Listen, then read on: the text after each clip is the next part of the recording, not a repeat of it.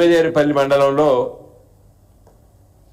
నేను ఒకసారి అట్నుంచి పోతుంటే ఒక చిన్నపాటి ఒక ఎత్తైన ప్రాంతం మన బోర్డు అంటాము గ్రామాల పట అక్కడ సాఫ్ చేస్తాడు. నేను కారాపుకొని పోయిన గిగిడంది సాఫ్ చేస్తున్నామంటే సార్ నీళ్ళు వచ్చినాయి కదా ఒక మోటార్ పెడితే అక్కడ నేను నాటేస్తాను. అరే గుట్టల మీద నాటెట్లేస్తావా ఏంది ఇది అని నేను చెప్పిన.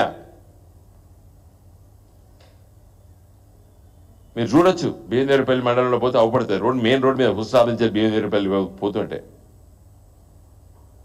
అంటే రైతులు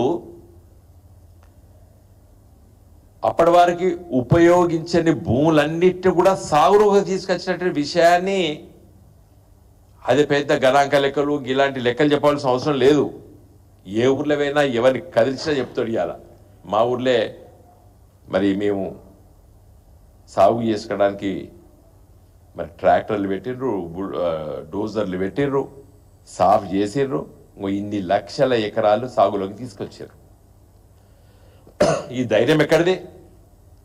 కేసీఆర్ గారు కాళేశ్వరం ప్రాజెక్ట్ కట్టిండు, రేపు మాకు నీళ్ళు వస్తాయి అనే విశ్వాసం కలిగించాడు. ఇలా రేవంత్ రెడ్డి గారి స్టేట్మెంటు అది అనాలోచితంగా చేశాడు. ఏదో కేసీఆర్ గారి మీద ఏదో అనాలయం చేసి కాళేశ్వరం ప్రాజెక్ట్ని బదనాం చేయడానికి వ్యాఖ్యానాలు. కాళేశ్వరం ప్రాజెక్ట్ అంటే ఇంతకుముందు చెప్పినట్టు మేడిగడ్డ అన్నారం సుందిలా కాదు. మీ ప్రాణహిత చెవెల్ల అని చెప్పి రాజశేఖర రెడ్డి గారు ఏదైతే పునాదిరా వేసిండో దాన్నే చాలా పెద్ద ఎత్తున ఆలోచించడం, తెలంగాణ కళ్ళతో చూసినాం. ఆనాటి కాంగ్రెస్ ప్రభుత్వము రాజకీయంగా చూసింది. కానీ తెలంగాణ రాష్ట్రం ఏర్పడిన తర్వాత కేసీఆర్ గారి నాయకత్వాన్ని మేమందరం కూడా తెలంగాణ కళ్ళతో చూసినాం. మీరు దోషడంతా ప్రాజెక్ట్ అనుకున్నారు మల్లన్న సాగర్, ఇలా 50 TMCల నిర్మించినాం కాబట్టి ఇలా నువ్వు మూసీ ప్రాజెక్టులో నీళ్ళు తీసుకొస్తా మల్లన్న సాగర్ నుంచి మీరు చెప్తున్నారు. ఇట్లా చెప్తున్నారు మీరు. మీకు ఆ విశ్వాసం ఎక్కడికి వచ్చింది రేవంత్ రెడ్డి గారికి? అదే మీ ప్రాణహిత చెవెళ్ళ ప్రాజెక్టు మల్లన్న సాగరు దోషడంతా మల్లన్న సాగర్ ఉంటే ఇలా నువ్వు మూసీ ప్రాజెక్టు కడుదువా? ఆలోచన కూడా చేద్దువా? ఇలా ఉస్మాన్ సాగర్, హిమాయత్ సాగర్ అంటే గండిపేటకు పక్కకున్నట్టు హిమాయత్ సాగర్లకి నీళ్ళు తీసుకొస్తా, నీళ్ళతో నింపుతా, మూసీ నదిలో ప్రవహిస్తా నీళ్ళతో మీరు అన్నారు కదా. కారణం ఏంది? మల్లన్న సాగర్. Mallanna Sagar means Kaleshwaram project.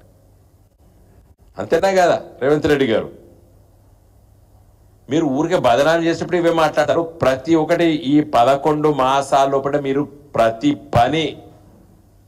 రేపు వరంగల్ పోతున్నారు కాళోజీ కళాక్షేత్రానికి, అది కూడా గింతంతా కూడా ఆలోచించలే వాళ్ళు.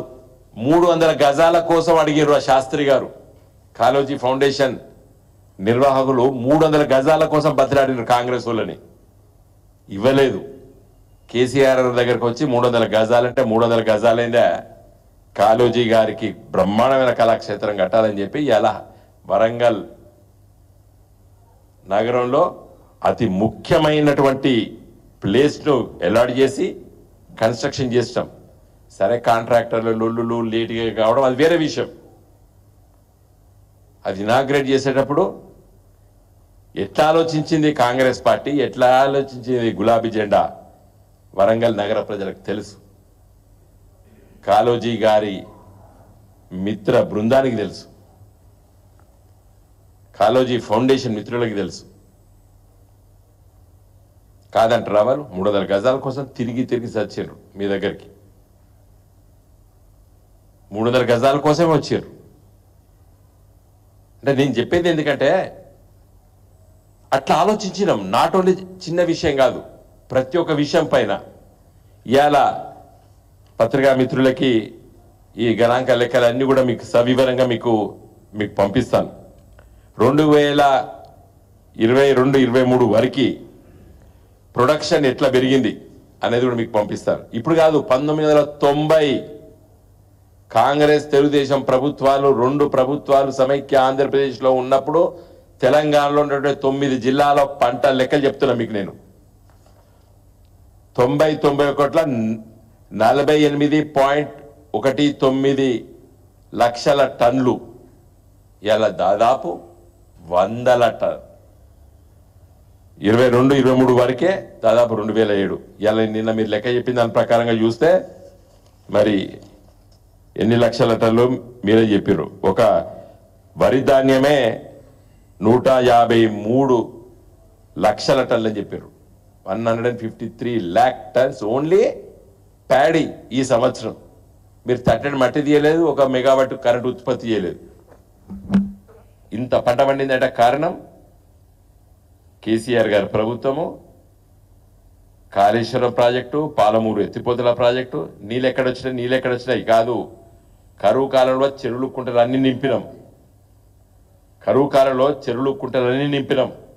అటు కృష్ణా నది పైన నుండి ఎత్తిపోతల ద్వారా, ఇటు గోదావరి నది ఎత్తిపోతల పథకం ద్వారా.